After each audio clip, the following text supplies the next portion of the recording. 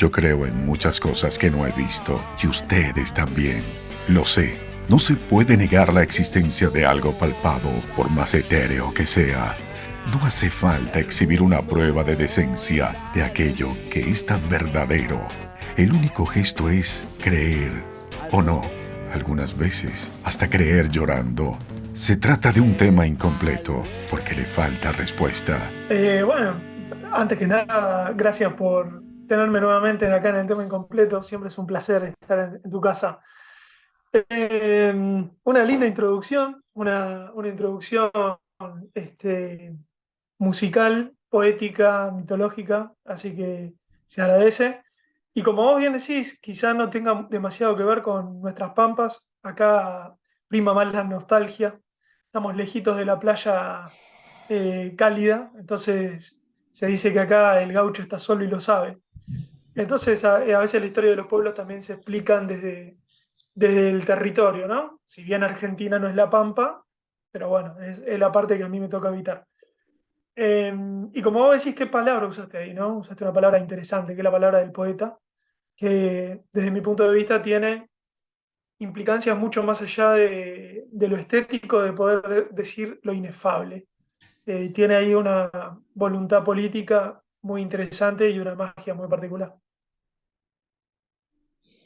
El poeta de la salsa. Sí, tiene la capacidad de conectar, transversaliza la cultura popular venezolana y pasa, puede tocar la puertorriqueña, puede tocar la del hispano que está aquí. Seguramente habrán partes en México donde se escuchará o lo escucharán a él, pues zonas en México que le gusta la salsa, no todas. Em, y bueno, nada, Rafa, bienvenido, hermano, a otro encuentro. Esto, yo lo digo como un reto mental. Cada vez que voy a hablar con un colega, lo veo como un reto mental, pero a la vez lo veo como una oportunidad de rellenar, vamos a llamarlo así, frascos con, con aceite, viéndolo desde el punto de vista cristiano para los momentos que se viven, que a mí me cuesta reconocerlo, pues como, mira, pero es como... no decirlo sería estúpido, no describir lo que vemos con tantas comparaciones que se han hecho es odioso, pues, sería como hasta, es como ser incluso desleal a lo que nos instruyeron en la vida. Y entonces, bueno, yo voy a entrar, hermano, para darte la palabra, preguntándote o haciéndote petición de cómo describiría Rafa el momento actual que vive Occidente, para no irnos más lejos. Occidente. Bueno, una pregunta así, sencillita, para arrancar. No sé a qué te referís exactamente con el momento. Entiendo que le estás apuntando a algo así como más macro. Eh, y yo creo que estamos llegando como, creo que incluso podemos llegar a verlo nosotros en nuestra vida, y por supuesto que las generaciones futuras. Estamos llegando a la cristalización, vamos a decir, a la entelequia, al perfeccionamiento de esta cuestión que nosotros hemos definido como sinárquica, esta voluntad de eliminar al individuo como fuerza creadora única y irrepetible, como entrada y salida del laberinto, esta cuestión de la masificación, de la anulación de lo trascendente, de la negación del inconsciente colectivo y el inconsciente cósmico. Ya lo venimos viendo muy fuertemente, esto no es nuevo, esto tiene muchos siglos, te diría incluso quizá milenios, porque eso es lo que más cuesta. No sé qué pensás, David, pero a mí me parece que lo que nos abre la puerta, todo este camino, este movimiento del que formamos parte, es a considerar que quizá la historia de la humanidad sea un poco más larga o quizá más corta, pero precisamente diferente de la que nos han relatado, ¿no? Y podemos rastrear relatos donde nos contaron de tiempos donde la humanidad no necesitaba escribir las leyes, porque la justicia caminaba entre los hombres, o en definitiva tiempos donde el individuo tenía campos más fértiles para desarrollar su vida. Y bueno, pareciera ser que el camino al que nos están llevando es el camino de la unificación, del sujeto más que del individuo. Y, y bueno, creo que vamos a terminar de presenciar esta cuestión sí, de ecumenismo, de nuevo orden mundial, de sinarquía. Es decir, en todos los planos, en todos los cuadrantes, en todos los paradigmas, el ecumenismo para la religión, la sinarquía para la política, el nuevo orden mundial para la administración, eh, bueno, el Foro Económico Mundial para lo que es la economía. Bueno, esta entelequia del uno, de ese Dios que ellos tienen y que muchos no lo saben, pero que también profesan y adoran.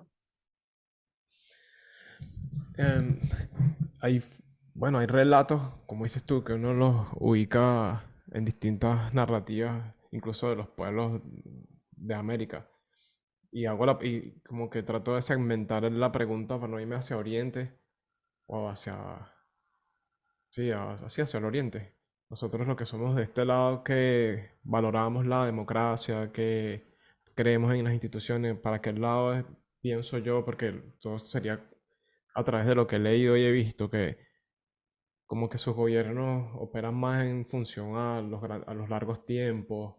eh, sí, no validan esto, quizás ni existe esto de considerar que el pecado es la mujer, o sea, como que ahí hay otro tipo de forma de relacionarse con la vida y el mundo, cosa que aquí no lo vemos, no lo entendemos porque no lo estudiamos. Y, o no lo estudiamos todo, para no decir que es algo que es ajeno a nosotros, como que no sabemos lo que pasa. No sabemos que en China, por ejemplo, hay un solo partido político, eso lo sabemos, a menos que no hayan mentido. No sabemos que en Rusia su gobierno siempre ha tratado como de mantenerse como que fuera de bloques que tengan que ver con los Estados Unidos, por lo menos. Eh, entonces ha sido como una dinámica en la que hay unas representaciones y en la que yo, por ejemplo, veo a Sudamérica. Si quiero hablar como que para ir bajando más, porque seguir subiendo y llegar aquí a los Estados Unidos como que sería ampliar, que es a donde quiero llegar. Hay una supuesta profecía donde dice que el cóndor y el águila se unen. No sé si lo has escuchado, si lo has visto. Creo que es de... No, no lo escucho. Bueno, es como que dice que lo femenino y lo masculino, que es lo que se representa allí, van a unirse. Y fíjate, yo me puse la gorra de Venezuela, una gorra de arepa que me regalaron, que son unos artistas venezolanos. Y aquí nosotros tenemos el mapa. El mapa con una zona de reclamación que no sé qué tamaño tendrán no sé qué tamaño tendrán las Islas Malvinas, pero todo este territorio que está aquí, que es en blanco, fue zona de reclamación porque está la Guyana Esequiba, que es la de nosotros, que era la Guyana inglesa y la Guyana francesa. Habían tres Guyanas aquí. Y esta, que era la española, bueno, ahorita ya no, supuestamente ya no es de los venezolanos, pero nada más no queda así, nos quitaron una pata. Y este mapa, si tú lo volteas así, pareciera que fuera una mujer con una corona. Y yo he escuchado, y yo estoy seguro que eso sí es saber, como que también nacieron unos profetas argentinos que así como aquí se profesa que ellos son como el destino, el destino manifiesto, creo que es como que esta gente aquí tiene como visión del mundo que ellos son los que van a salvar el mundo como Superman. Y ahorita siento que de parte como de nuestra creencia, eh, estamos esperando que venga El Salvador, ¿entiendes? Como que, bueno, ¿dónde está esta gente que es la que se encarga de que los comunistas no gobiernen? Por lo menos en Venezuela, no voy a hablar, no voy a hablar de manera general. Eh, entonces, nada, yo te hago todo este como recorrido actual, tratando como de ver si tú, al igual que yo, identificas una especie como de mitos actuales quizás no reconocidos, que están allí, viven, convivimos con ellos, lo repetimos, pero no somos capaces como hasta ni de describirlo. Creo que sí lo han hecho, pero no hemos como sido más contundentes, para llamarlo de alguna forma. No hemos sido más serios eh, para hablar de la forma como actuamos delante, en algo que yo coincido contigo, territorios que han estado en guerra desde los inicios, desde que éramos monos.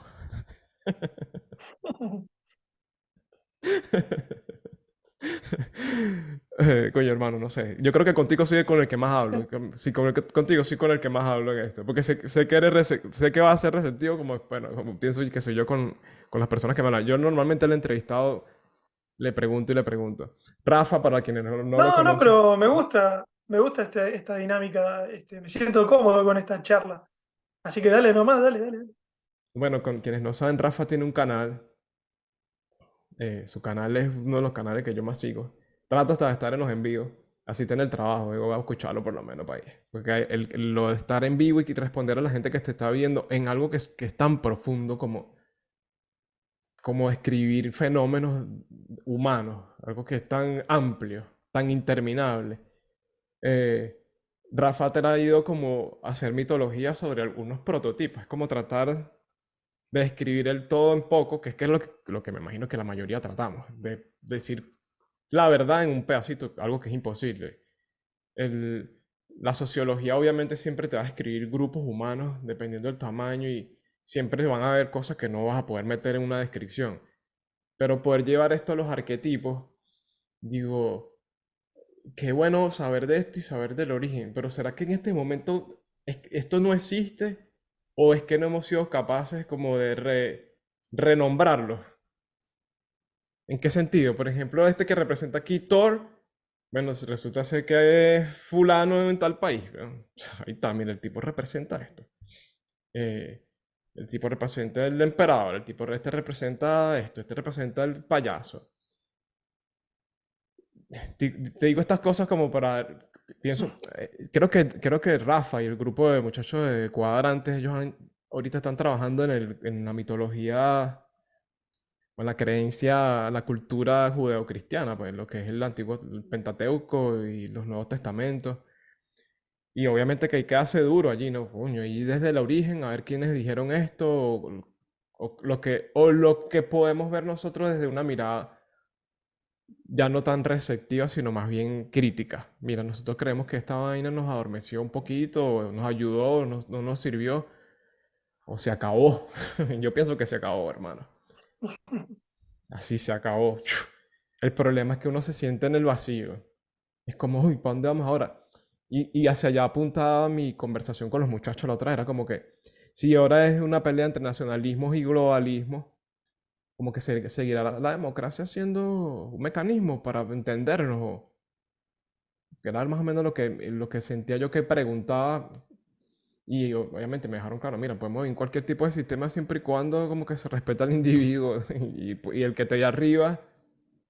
Si es que lo necesitamos, coño, el tipo tiene que ser un carajo que esté dispuesto a poner el cuero bajo el sol al menos, ¿entiendes? Tiene que mojarse el fondillo, así que es la parte de abajo del cholo, y para poder agarrar coro, dice en Venezuela. Si usted quiere agarrar coro, que es un pescado, se tiene que mojar el fondillo. Hay que agacharse, hay que echarle bola, hay que mover las piernas. Y bueno, este espacio, más que una cuestión que ya te has dado cuenta, así de como de estar teorizando, que yo sé que no es tu estilo, es un espacio para ver qué coño es lo que proponemos, porque ya estamos en tiempos donde un cambio se viene y bueno, es momento como de, y por lo menos de dibujar lo que pensamos puede servirnos a algunos y a otros, y de qué forma podemos integrarnos. En Venezuela ahorita hay un problema, y disculpe, con esto cierro, Rafa, que están atacan individualmente, ¿entiendes? Tú tienes un negocio, ¡pum! Viene el gobierno, te jode, entonces te martilla, te quita real, entonces si tú tienes, paga, y si no, bueno, estás quebrado y a ver cómo coño resuelve. Y de repente vienen y hacen lo mismo con el otro, y yo digo, bueno, pero por qué no se juntan y se defienden? O sea, porque es algo en que todo el mundo está sobreviviendo con su linaje, ¿entiendes? Estamos viendo cómo coño bueno, podemos salvarnos de esto, porque en distintos grados los gobiernos ahorita pienso que son enemigos del mundo, de la gente, de la humanidad. Son los enemigos del mundo, los gobiernos. Uno en mayor grado que otro, pero pienso que no hay excepciones. Bienvenido otra vez, hermano. Hable, por favor, porque si no... Bueno, es que agarraste y abriste unas cuantas pestañas, entonces me quedé ahí con algunas cositas. Mirá, respecto a, vos presentabas ahí mi manera de hacer sociología, ¿no? Y eso se relaciona mucho con la propuesta. Justamente como decía, bueno, ¿qué hacemos a continuación? Yo creo que la única salida es replantearnos la cosmovisión. No hay otra. Y el primer paso para replantearse la cosmovisión es hacer como vos tenés ahí en el mapa de Gleason atrás tuyo, es hacer un círculo que hace las veces de muralla, eh, que siempre fue la estrategia más efectiva. No por nada el mundo tiene esa forma. Un círculo, vos podés vigilancia para adentro y para afuera. Estamos hablando en términos simbólicos, que se entienda, ¿eh? Y cuando vos haces cuando vos haces un círculo de ese tipo, cuando vos estás conformando una cosmovisión, lo primero que tenés que saber es qué dejas adentro y qué dejas afuera. Y retomo un poquito con esta elección profesional intelectual, si querés, de cómo veo la sociología yo. Te diría cómo la veo hoy, no la vi siempre de la misma manera. Tuve que hacer un recorrido personal, individual, muy, muy fuerte. Em, y te mencioné hace un rato la cuestión del inconsciente colectivo, porque no sé cómo será, me gustaría que me cuentes cómo habrá sido tu experiencia en la casa de estudio, en la universidad, pero en mi programa de sociología no contamos con ninguna materia de psicología, ninguna, cero. ¿Vos has tenido algún tipo de formación en psicología? Mira, fui a buscar mi pensum de estudio, aquí está mi pensum de estudio. Y estaba haciendo jardinería, por eso tengo las uñas sucias, bueno, para que sepas. Te igual que esta foto de tu pala aquí tiene las uñas sucias y eso marca la película. Janet Jackson le llama la atención que no se cuide las uñas. Y yo digo, verga, loco, si no es una vaina es otra. Bueno, aquí está el pensum. Ujú. No se lee muy bien allí. Ajá, bueno, ahí está. Y así para rapidito, introducción a la sociología, introducción a la estadística, taller de métodos 1, economía política 1, teoría social 1, estadística descriptiva. Ese es el primer filtro, es donde se empieza a quedar pegada a la gente, porque no te ponen a hacer estadística frente a una computadora, sino que te ponen a echar cálculo, hermano, como que si usted va a hacer eso en su vida. O sea, ahí empiezan los traumas. A copiarte, a ver cómo te haces pana del profesor, porque tú quieres graduarte, pero esa vaina no te encaja y ya eres un adulto, pues es como más difícil convencerte. Parte de la broma, ¿no? Como que empiezas tú a corromperte para poder cumplir con ellos. Ajá. Claro. Estadística descriptiva, taller de métodos de economía política. Economía política, ya que me acordé. Teoría social, inferencia, y te hablo claro, nada de lo que eso me estaban dando era como que me conectaba con el presente, era como que me estaban echando un cuento bonito o crítico de algo que no estaba conectado con mi realidad. Yo soy bien crítico de la educación y sé que tú manejas ese tema bien, por eso traje esto. Y bueno, lo que me preguntabas, tenemos una psicología social en el cuarto semestre y tenemos luego, no mentira, psicología en el tercer semestre y psicología social en el cuarto semestre. Sí tenemos, sí vemos. Bueno, fueron afortunados. Vos sabrás que yo, bueno, quizá no, vivo en la misma ciudad que Iru. La ciudad de La Plata es la capital de la provincia de Buenos Aires. Quizá para los que son de afuera es medio confuso eso, porque la capital de nuestro país es la ciudad autónoma de Buenos Aires. Y la provincia de Buenos Aires, si bien contiene geográficamente a la ciudad autónoma de Buenos Aires, no la contiene jurídicamente o jurisdiccionalmente. Para hacer ahí un poquito de repaso. Sí, es complejo. Bueno, ahí tenés, Como, ¿no? como Roma y Washington, D.C. y Londres. Son como ciudades, son como unas ciudades-estado, como que no tan Ciudad, conectadas. mira, son ciudades autónomas, justamente. Así se llama, el nombre oficial es Ciudad Autónoma de Buenos Aires. Funciona en términos jurisdiccionales como una provincia más. ¿Sí? Ok, Bueno, la provincia de Buenos Aires, que es la provincia en la que vivo, su capital es La Plata, que es la ciudad de la que yo soy nativo, y es una ciudad universitaria. Eso significa que tiene una universidad pública. Hay muchas otras ciudades en la Argentina que tienen que tienen universidades públicas. Bueno, Córdoba mismo, la ciudad autónoma de Buenos Aires, Mendoza, bueno, el Alto Valle, hay muchísimas universidades, pero La Plata es una. Y acá en mi ciudad sucede algo que es interesante estudiarlo desde el punto de vista de la cosmovisión. Es decir, ¿por qué? Yo me hice esta pregunta. ¿Por qué en la carrera de licenciatura en Sociología de la Universidad Nacional de La Plata no existe la asignatura de psicología. Eso no puede ser una casualidad. Eso tiene que ser una lucha política. Y cuando digo política, digo poética. Política, poética, ideológica. Hay una suerte de curaduría que incluye determinadas disciplinas y excluye otras, que es eso del círculo que yo te decía hace un rato. Y cuando uno hurga un poquito más, se da cuenta de que en realidad tiene que ver con la facultad de psicología. Entonces nos vamos para la Universidad de Psicología. Y ahí vemos que la Universidad de Psicología tiene dentro de sus axiomas y de sus pilares fundamentales la teoría freudiana, el psicoanálisis freudiano. Hace un tiempo yo estoy haciendo en mi canal un trabajo respecto a lo que para mí fue la batalla más significativa del siglo XX, que fue la batalla entre Jung y Freud. Y lo que proponía Jung a su maestro Freud era justamente ampliar el espectro de estudio y considerar no solamente el inconsciente personal, que es el que considera Freud, sino también tener en cuenta el inconsciente colectivo y el inconsciente cósmico. A lo que Freud respondía que de ninguna manera se podía hacer eso porque todos los conflictos eran individuales. Y ahora voy llegando al lugar donde quiero llegar. Si partimos del axioma de que no existe una psicología social, de que no existen conflictos psíquicos que puedan ser analizados desde el punto de vista social, entonces no necesitamos que nuestros sociólogos se formen en psicología porque no se pueden contemplar, de nuevo, conflictos psíquicos sociales. Entonces vemos cómo algo que resulta en principio tan difícil de discernir, cuando uno empieza a estudiar los axiomas de ambas carreras y de ambas disciplinas, se da cuenta que nos están hablando de la cosmovisión en la que vivimos.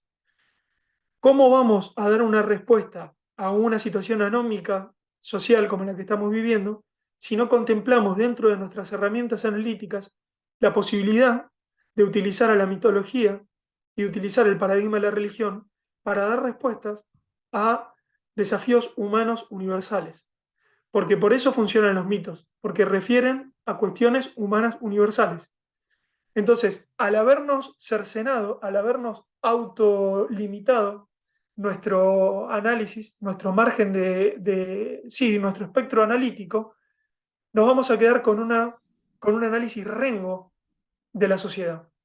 Entonces vamos a analizar una sociedad que en realidad, si uno se pone a pensar, eh, una sociedad está compuesta por individuos, y si los individuos tienen conflictos psicológicos individuales, llevarán esos conflictos psicológicos individuales a la sociedad. Entonces, ¿cómo puede ser que se contemple que un sociólogo egresado de la Universidad Nacional de La Plata no tenga una formación en psicología? Es inadmisible. Lo puedo decir 10 años después de egresado. Entonces, retomando un poquito tu pregunta, que la hice larga porque al haber abierto muchas pestañas ahí, quise ir hilando de alguna forma un poco este, integrativa las cuestiones. Creo que el primer paso es replantearnos cuáles son las cosas que vamos a considerar en nuestro marco teórico y cuáles no. Y eso, como te digo, es un trabajo individual, arduo. Uno no puede delegar eso en la curaduría de una casa de estudio y quedarse tranquilo con el título. Uno tiene que seguir y tiene que hurgar en lo que más duele, porque a mí me dolió en el ego haber descubierto que me faltaba muchísimo en mi formación. Si bien no es una novedad, si bien nadie puede pretender, por ser licenciado, simplemente ya saber la lunga, como decimos acá en Argentina, pero haber descubierto que a mí me habían privado la posibilidad de estudiar todo el espectro que representa el inconsciente colectivo y el inconsciente cósmico, bueno, para mí fue un dolor muy grande, frente a lo cual solamente me quedó poner manos a la obra y empezar a estudiar por mí mismo. Ahí metes eso en ese tema, es como que dentro del análisis dejamos una gran parte importante de lo que describe un ser humano, pues, al hombre, a la mujer, las relaciones. Entonces, claro, por eso siento que se abre allí como un tema. Rafa, repito, a los que van a escuchar esto, tiene un canal que se llama Mitología Sociológica, al que les invito a que vayan, que Sociología mitológica, ya sociología te mito. contagiaste de Iru. Ajá, sociología mitológica. Ajá. Lo último que vi que estabas tratando por allí, Rafa, era el- la conexión que había de los números como con los dioses, ¿no? Pero tú hablas de los dioses griegos. eh, yo ahí te hablo, tengo como un vacío. Después de los griegos, los romanos asumen esos mismos dioses, ya tenían unos, los mezclaron. Después de allí, que se pasa a la era cristiana, desaparecen esos dioses o se fueron apartando, los reconvirtieron. Porque, por ejemplo, en Venezuela, hablándote como de un punto donde se cruzan tanto las creencias y las religiones, uno va viendo vestigios y vestigios de una cosa y de otra en una misma representación, pero resulta ser que eso a su vez está tapando algo. Por ejemplo, los equinoccios, los solsticios, siempre están acompañados de una fiesta patria. Siempre, eso es. O religiosa, o ambas. Entonces, Ujú. nada, te pregunto, ¿qué tanto de esos orígenes sientes tú que se ve representado ahorita en la actualidad? Bueno, lo más importante, creo yo, para encarar este tema es comprender que hay cuestiones que funcionan de manera consciente y hay cuestiones que funcionan de manera inconsciente, ¿sí?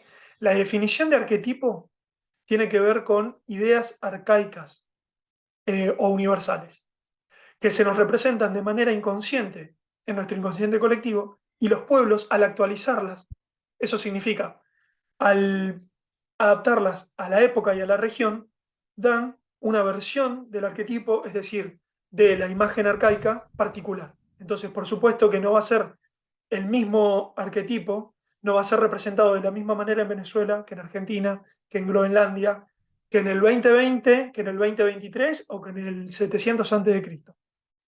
Lo importante desde mi punto de vista es comprender eso, porque si no se pueden llegar a errores nociológicos que no podemos permitirnos.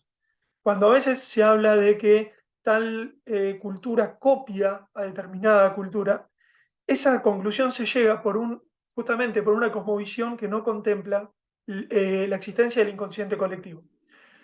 Se dice que para graficarlo, para que los que nos están escuchando puedan considerar de manera gráfica lo que estamos diciendo, si uno toma la imagen de un iceberg, sabrá que la parte que se ve del iceberg es la parte minoritaria, es la que está por encima del mar. Esa sería la parte consciente.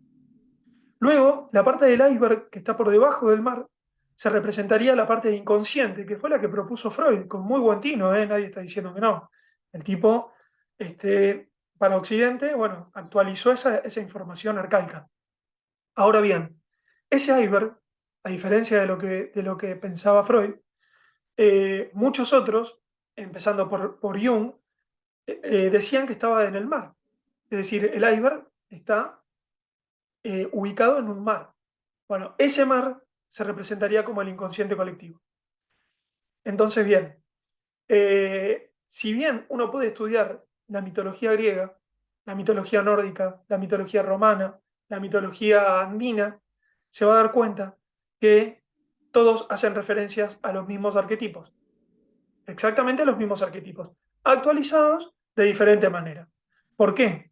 Porque si un pueblo no conoce la montaña, difícil que en la representación artística y poética de un arquetipo lo exprese como un ser que baja de una montaña. No tiene ningún sentido porque no lo conoce. De la misma manera sucede con diferentes geografías, diferentes costumbres y te digo más, diferentes lenguajes. El lenguaje moldea nuestra forma de pensar, sentir, actuar. Entonces, para no hacer demasiado larga tu pregunta, yo elijo la mitología griega como base del estudio porque es una mitología que está ordenada, que los políticos de aquella época se encargaron de darle una jerarquía, de registrarla. Entonces es la que mejor permite abarcar todo el Olimpo, es decir, todos los aspectos del arquetipo. Todos los arquetipos de la humanidad están representados en la mitología griega. Y por eso es un mojón, es decir, es un lugar, un eje donde uno puede saltar a otras mitologías de forma cómoda cuando tiene la orientación indicada y puede comprender que determinado Dios está representando al arquetipo, por ejemplo, del amor divino, y entonces puede rastrear en otra religión o en otra época o en otra región el arquetipo del amor divino que seguramente vaya a estar. Así que bueno, un poco ese es el trabajo y lo que vos decías refiere, para los que quieran verlo, a una columna que estoy haciendo en colaboración con Martín Noé de Ad Astra, perdón, de Ad Origen, mira, Ad Astra es el del amigo Elon Musk, de Ad Origen, que se los recomiendo, y con la astróloga de astrología Dharma, no, sí, astrología Dharma, Lorena, Lorena Díaz. Estamos haciendo ahí una suerte de nueva disciplina que dimos en llamar astronumemitología, y que yo decía en el último programa que me daba mucho orgullo porque es algo realmente original. Es la suma de la numerología, de la astrología y de la mitología conversando entre sí y pudiendo destilar el conocimiento de esas tres mancias, disciplinas, como cada uno quiera llamarlo. Así que bueno, por ahí van los tiros últimamente. No, eso está bien condensadito, los recomiendo. Programas que la mayoría de las personas que nos acostumbramos a ver la educación como separada, dividida, aquí se da la oportunidad como de integrar, sí, como varias formas de estudiar la vida.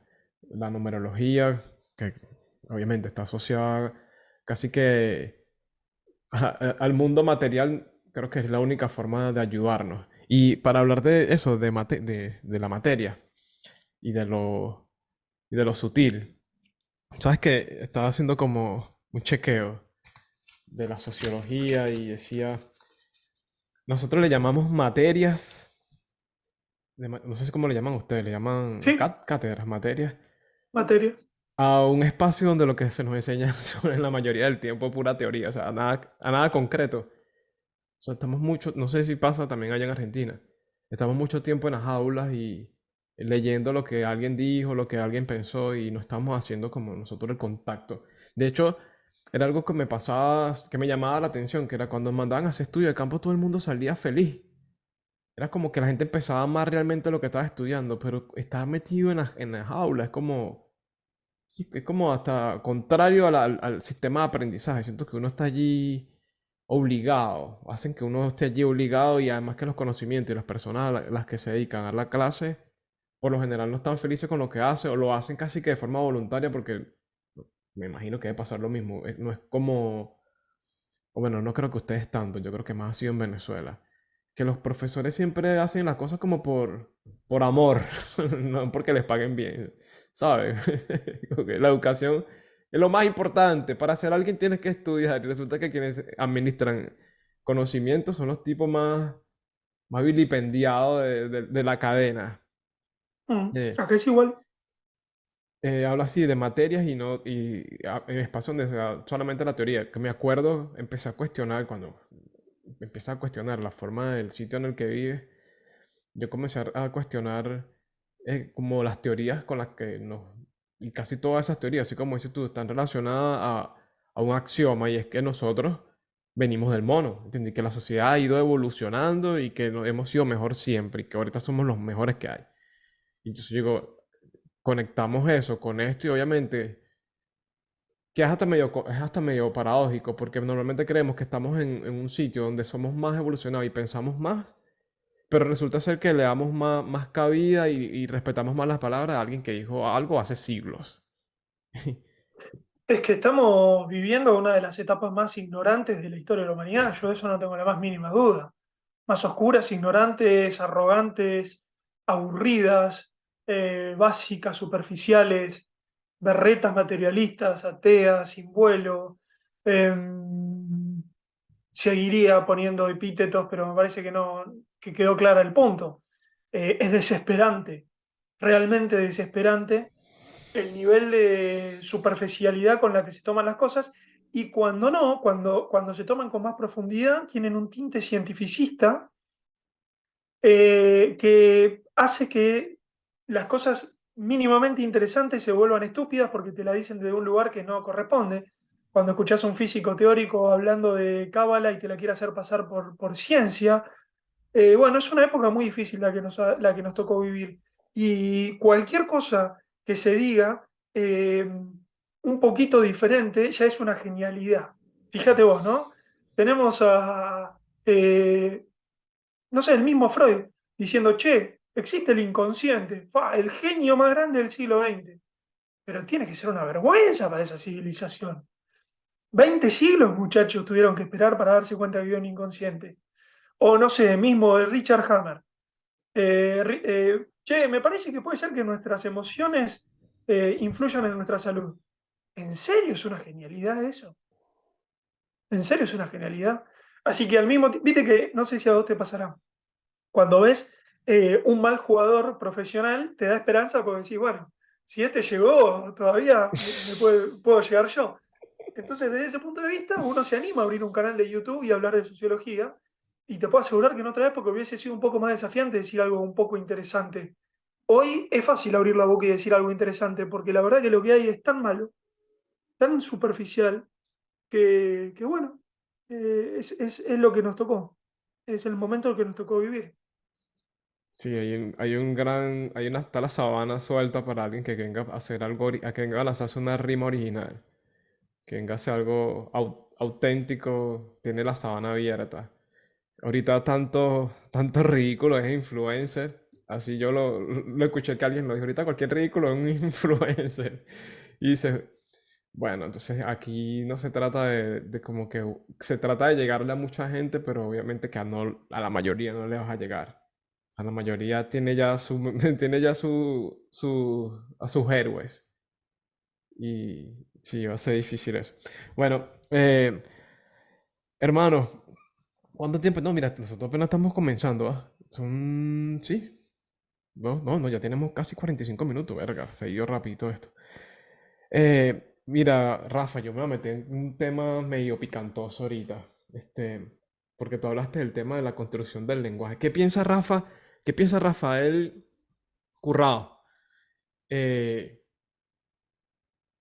¿Existió esto lo de la Torre de Babel? O sea, ¿crees que que hubo alguien, una especie de arquetipo, Dios, X, qué sé yo, entidad, que agarró y dijo a los humanos, ya no van a hablar iguales porque ustedes cuando se juntan son peligrosos? ¡Ta! Y nos dividió. Unos hablen chino, otros hablen... incluso hasta dentro de nuestro propio español o castellano, hablamos distinto. A mí había momentos donde me quedaba colgado si no sé qué me estaba diciendo un argentino que habla español igual que yo. Y me pasa con cualquier mexicano o con un A mí dominicano. me pasa con algunos argentinos, ojo. Bueno, imagínate eso. Dices tú, hermano, que hubo algo real que hizo eso, porque me quiero ir un poquito más atrás, como pensar cuál es la teoría que tiene Rafael sobre la creación, porque quiero conocer esa parte, pero vámonos hasta ese espacio que está escrito en la Biblia, que hubo alguien que agarró, hermano, y dijo, no, señor, ustedes se pasaron, van a querer llegar aquí al cielo, mejor que no hablen el mismo idioma. Y yo veo, conectando eso con lo que te decía de la, esta, de la pro esta gente que se puso a estar pensando en el futuro, como en las profecías, iba a decir, porque la profecía se escucha como algo malo, pero al final es la revelación. Las profecías que danzan aquí de Centroamérica, uno de estas tribus indígenas, que dice que se van a unir el norte y el sur. eh, yo conecto eso ahorita, Rafa, y te digo como, ¿será que de alguna forma se estará gestando algo como para que Polaris cambie su rumbo y del sur se convierta como la nueva antorcha de la organización mundial?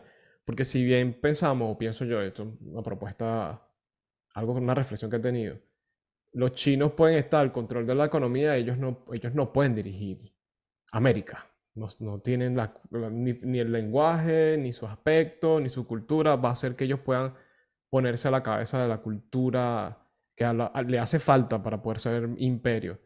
Yo veo allí como una posibilidad para Argentina de convertirse como en esa nueva cara del nuevo orden. No sé si eso es una pregunta medio loca.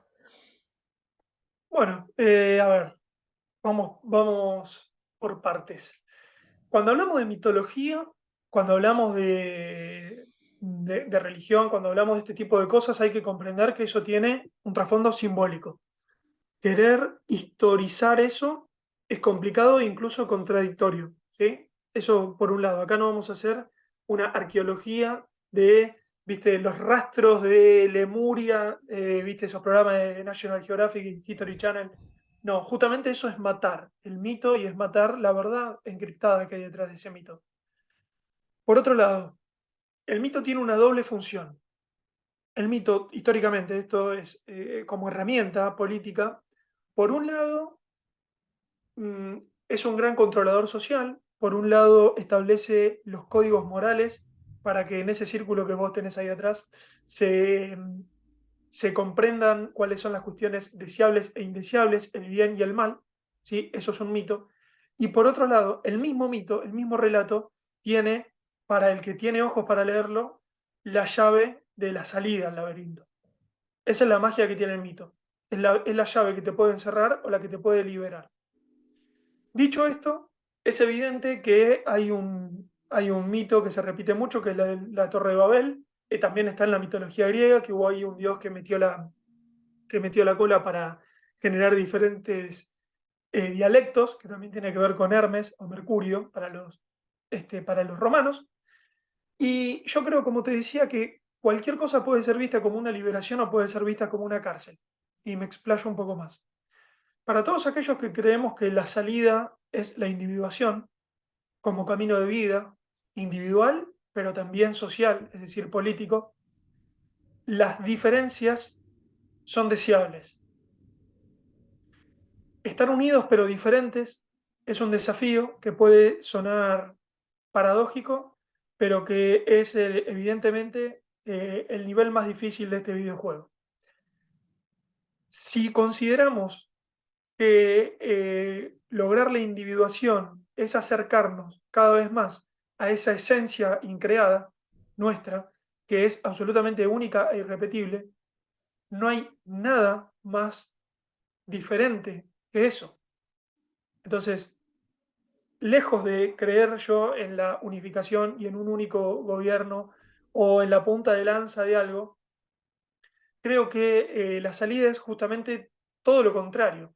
Y esto no está planteado en términos de nacionalismos xenófobos, sino que al considerar que existen tres niveles de inconsciente, el personal, el colectivo y el cósmico, es decir, la familia para el individuo, la psicorregión, que sería el colectivo, y la época, que es para el gran reloj cósmico, ¿sí?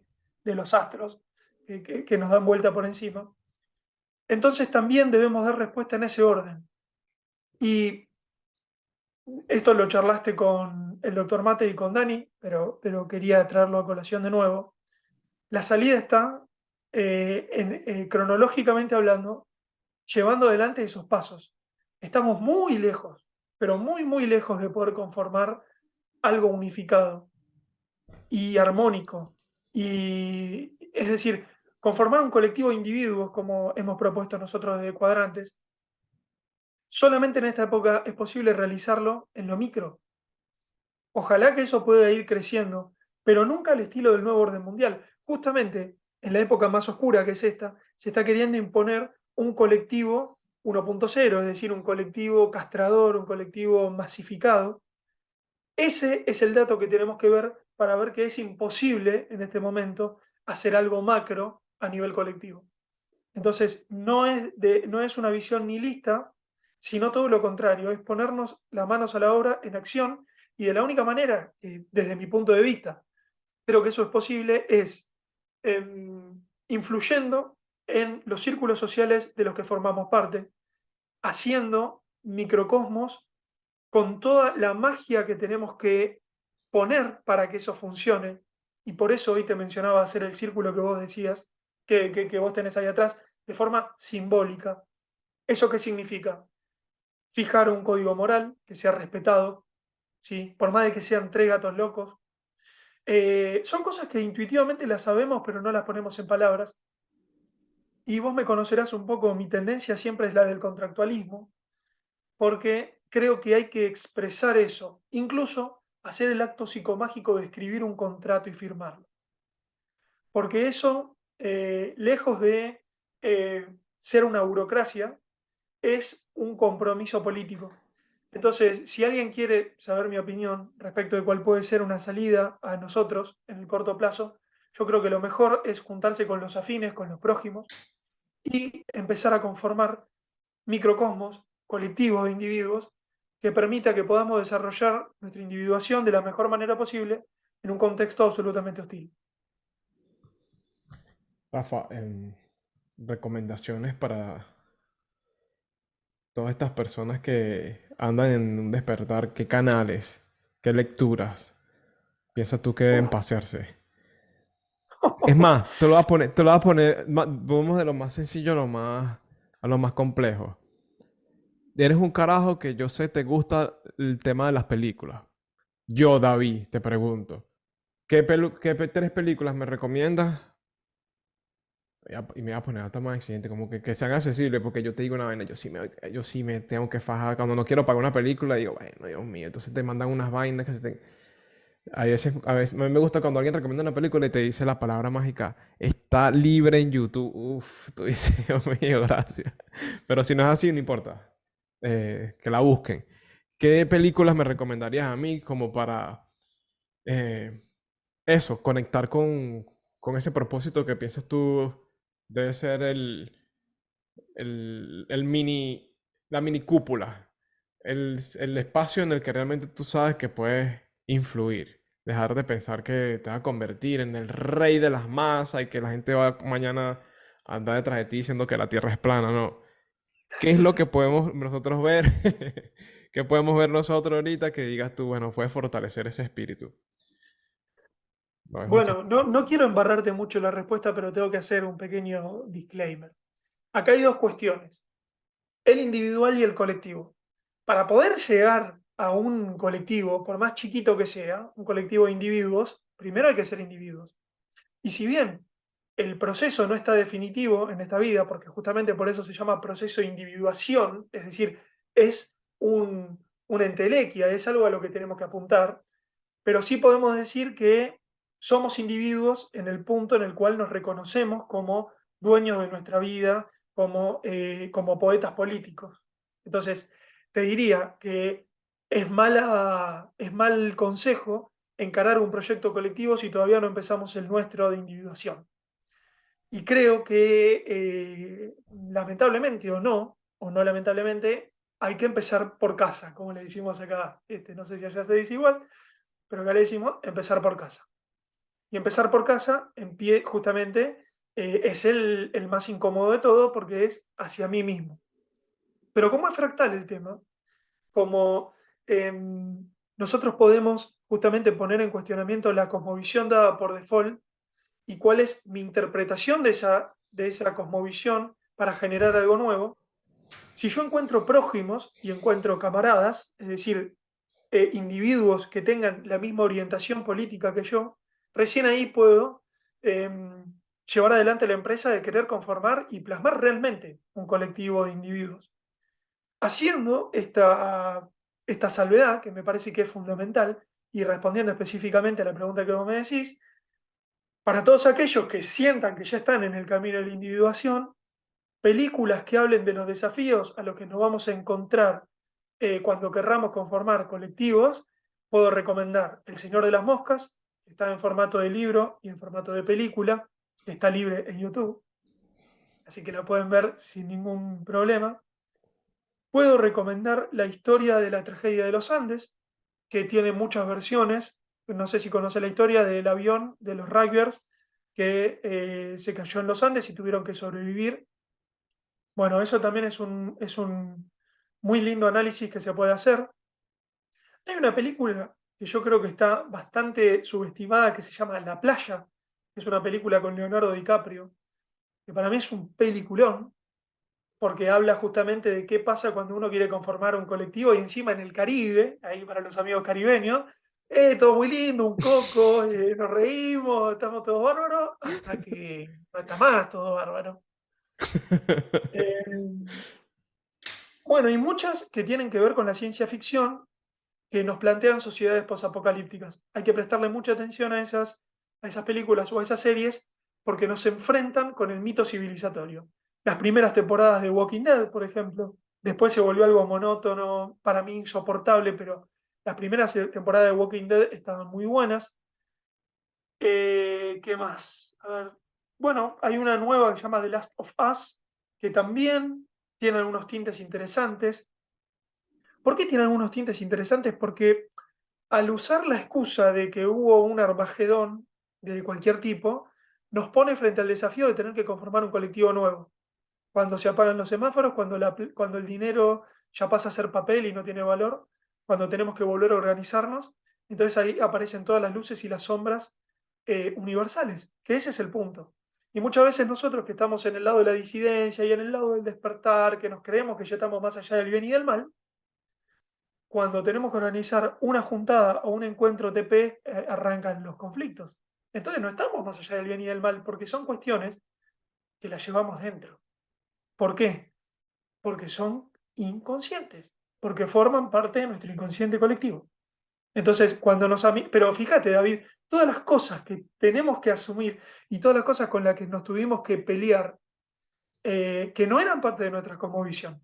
No era parte de mi cosmovisión el planteo cosmológico, no era parte de mi cosmovisión comprender la trascendencia, no era parte de mi cosmovisión comprender que existe un inconsciente colectivo, no era parte de mi cosmovisión nada de eso. Y no hay un manual para consultar eso y decir cuáles son los pasos a seguir. Puedo recomendar 3 películas, pero el camino es individual. Y a cada uno, lo maravilloso que tienen los mitos, que tiene que ver justamente con el paradigma de la religión, con el paradigma del arte, es que son interpretaciones subjetivas que expresan cosmovisión. Y al ser de esa manera, no puede decirse que el arte es mentira. Nadie puede decir del arte que es mentira. Puede decir que es bueno, que es malo, pero no que es mentira. Lo mismo con la mitología. Hay tantas interpretaciones de los mitos como interpretadores, como intérpretes.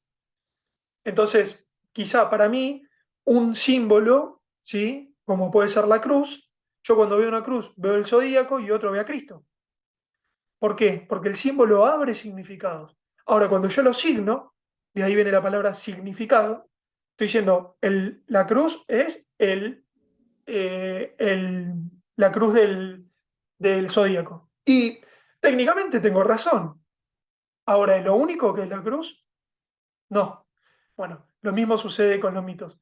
Y por eso te digo, una última película que voy a recomendar es El Gran Pez. Eso lo toma como una película muy liviana y para mí es una película maravillosa porque habla de que cuando nosotros comprendemos que existe algo que se llama eterno retorno, cuando nosotros comprendemos que ese reloj que tenemos arriba de nuestra cabeza sigue su curso de forma em, inevitable, circular, nos damos cuenta que esos dioses van a volver, que esos arquetipos van a volver. Entonces, cuando nos damos cuenta de eso, nos damos cuenta que estamos en una gran obra de teatro y que nosotros somos los protagonistas y que tenemos que transformar nuestra propia vida en una obra de teatro digna de ser contada. Y esa es la enseñanza que a mi gusto deja esa película maravillosa de Tim Burton. Así que bueno, podría nombrar un montón más, pero no quiero tampoco atragantar a nadie con las sugerencias. Bueno, podemos hasta hacer espacio para nada más discutir sobre películas. Lo bueno del nombre de este programa es que el tema puede ser las películas o el tema puede ser la política. No hay límites. Y siempre he querido como desarrollar eso. Creo que lo hacen, hay gente que lo hace, obviamente. Que desde una película puede hablar de un tema en profundidad.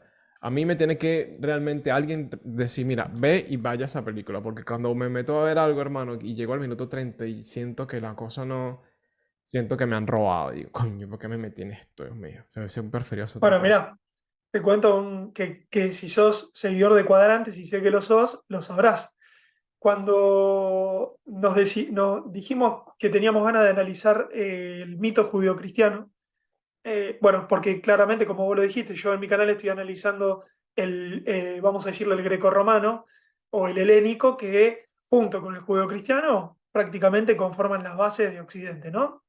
Por supuesto con salpicado de otras cuestiones, pero para hacer un reduccionismo creo que podremos estar de acuerdo en eso. Entonces dijimos, bueno, arranquemos por el origen. Y cuando uno abre la Biblia se encuentra con que, ¿viste cómo está punteado cada uno de los...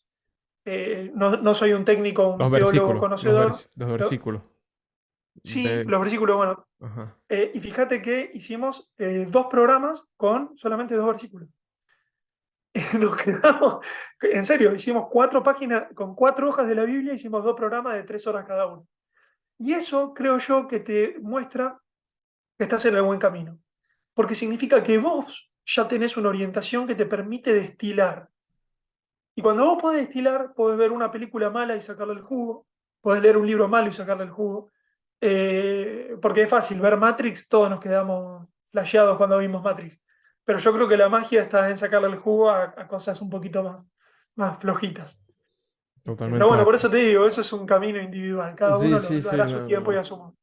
No, no, está interesante eso, como que darle la oportunidad, no dejarse llevar por la portada del libro, ni por la introducción, ni por los primeros capítulos, que a veces de repente la historia puede cambiar, o puede que sea, como dices tú, totalmente mal a lo largo y ancho, pero te deje algo. De eso nadie sabe, solamente uno. Del papel del uno, fíjate que lo puse aquí. Del mí, creo que ahorita deben estar por ahí en vivo o dentro de un rato. Eh, Robert Martínez y Dani que van a hablar de eso. Mañana. Ah, Mañana, tenés razón. De esto está grabado, está grabado. Sí, sí, sí. es mañana. No, no, está bien. Claro. No, pensé que era ahorita hoy. Este programa sale grabado, la gente lo sabe. Rafa, nada, hermano, quería ya cerrar para dejarlo, digamos, redonditos. Normalmente los programas largos, eso dejamos a cuadrantes, a quienes les gusta, o a los otros también. Yo soy como tú en ese sentido, no me gusta como poner límites, pero nada, creo que ha sido bien sustancioso hoy hablar primero bueno, sobre tu canal, reencontrarnos que teníamos rato pendiente, hablar, de charlar, de revisar lo que pasaba en América.